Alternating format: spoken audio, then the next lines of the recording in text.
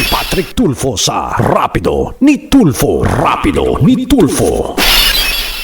Sir, may mga nagpo-follow up sa atin, sir, like TPE and ACCE. Sir, yung grupo po ng TPE, yung Transpoint Express, meron silang forward na message po sa akin na galing daw po sa customs daw po, attorney. Ito, basahin ko lang po, sir.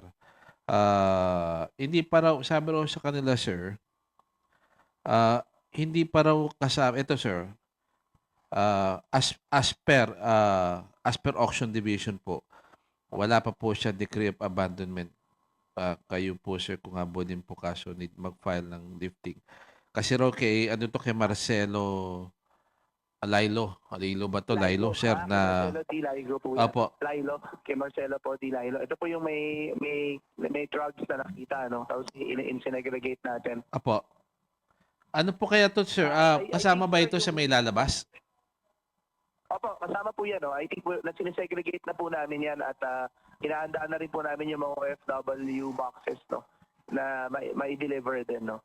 Yun lang pong may issue ng drugs po ang ititira namin. Of course, of course. Pero sir, para lang po sa kaalaman ng mga nanonood sa atin ngayon, mga temas ng TPE, sir. Separate nyo lang po, sir, yung meron droga at pero yung iba pong malinis, ilalabas na po. Opo, ilalabas na po natin. Kasama po yan, sir, sa ano? Kasama na po yan, sir, dun sa ilalabas natin. Alright. So, sir, pati sir yung ACCE, sir, no? Pareho po yan. Yung ACCE, sir, yan po yata yung ni Amore. That is good. That is good. Anyway, Opo, ito po yung kasama doon.